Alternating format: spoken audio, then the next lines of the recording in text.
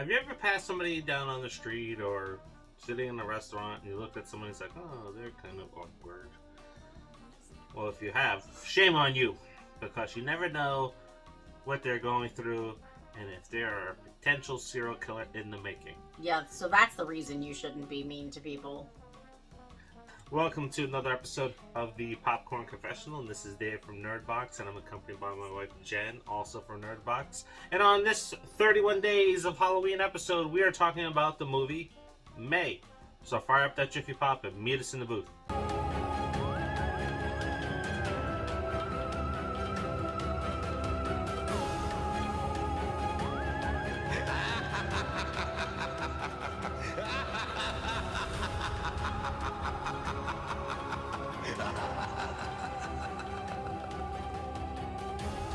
May was ridiculed as a child due to her lazy eye, coupled with the stresses of having a mother seeking perfection.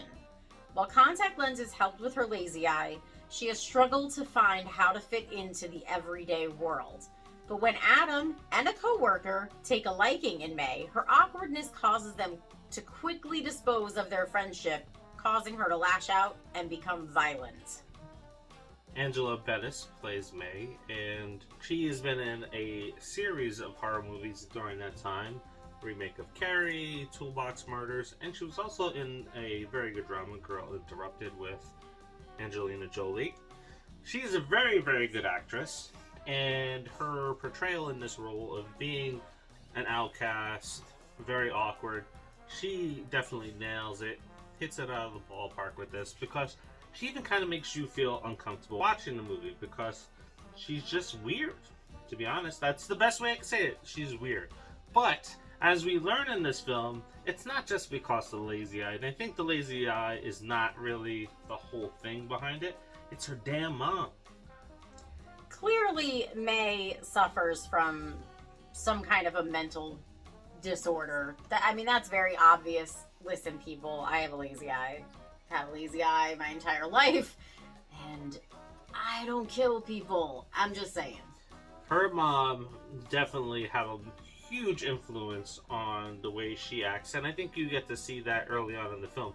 Now, they don't totally go and explore that, but it's definitely a theme that's there, because young May is struggling to make friends, so her mom gives her a doll, but she's not allowed to touch it. She's not even allowed to take it out of the box because it's a special doll. But it's supposed to be her best friend. Yes. So her mom convinces her that the best friend that she's going to have for the rest of her life is a plastic doll that she can never touch. I don't even think she's plastic. I think she's like porcelain or something. Like, she's not plastic, I don't think.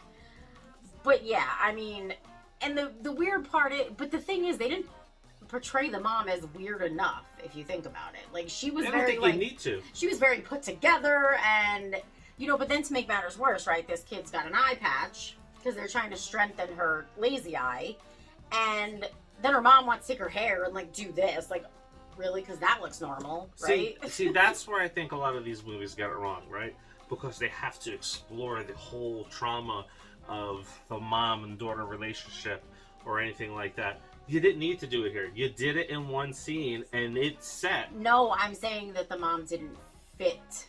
She didn't fit the profile, is what I'm saying. Like, she didn't look like she looked like a normal person.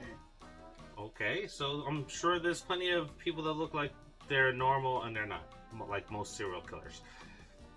But they just set it up in the one scene, really, with the mom gifting May with the doll.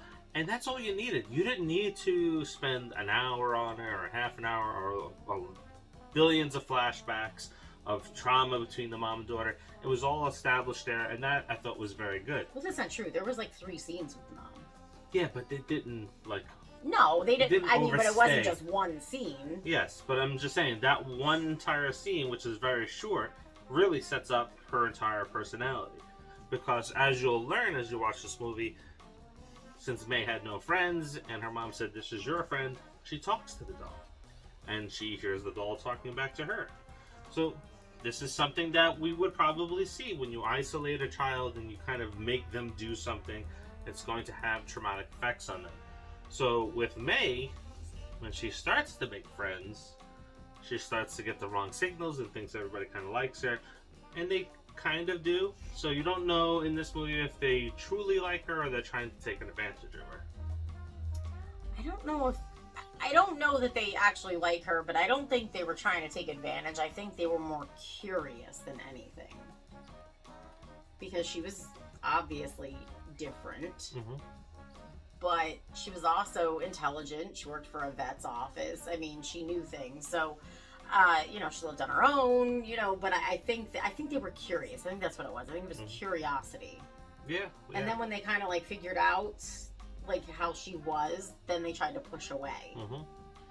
And unfortunately, probably suffering from rejection from her own mother, that just puts her over the edge. And she does some little Frankensteining. Because that's essentially what the basis of this film is. Angela Bettis is brilliant in the role. She is awkward. You can feel her pain in the film. Kind of just bleeds off the screen. And then there's Anna Faris. She made me feel icky. She did. I don't mind her in movies. But this one, she was just kind of annoying. That's how she is in most movies. I don't really see her annoying in most movies. This one, she's just kind of annoying. And this is, I think, one of her earlier roles. And this is just really her really, really being annoying in the film. And I think she kind of takes away from it a little bit. You think? She plays the same... This was literally her start in playing that annoying character that she plays in every movie. The only movie that I actually liked her in was Overboard. And that's because she was normal. She wasn't the annoying, squeaky person that's constantly complaining and yelling. You also have Jeremy Sisto, and I think he did a pretty damn good job in this film, too. Yeah, you know what? I like Jeremy Sisto, and I'd like to see him in more things. I know he's kind of he was doing the TV thing for a really long time after his last, few movies. So I guess if I'd watched those TV shows, I'd have seen him. But I like to see him in movies. I would have liked to see more of him in movies, but... Yeah, so I would say this horror movie is almost like a case study, right? You're looking at somebody's mental health kind of deteriorate in front of you, and you're going along with them in that journey, and you kind of feel bad for her. And then what happens at the end is you have to kind of wonder, it's oh well, is it justice or not justice? I don't know, but it's good. I don't think it was justice. Have you seen May? If not, this is definitely one to check out. You may feel a little icky at the end with some of the scenes, but it's definitely worth the watch. Like I said, it's almost like a modern day Frankenstein. You'll understand that when you watch the movie. Yeah. Don't forget, it is the quest for 5,000 subscribers. And please scroll on over to see if you are subscribed to the channel. If you're not, just click that button. It takes less than 30 seconds. And when we hit 5,000 subscribers, you will have a chance to win this box of Strawberries and Scream cereal signed by Matthew Lillard and David Arquette. And of course, don't forget to like and share as well. Yes, share. Woo, share it to the world. Sharing is caring.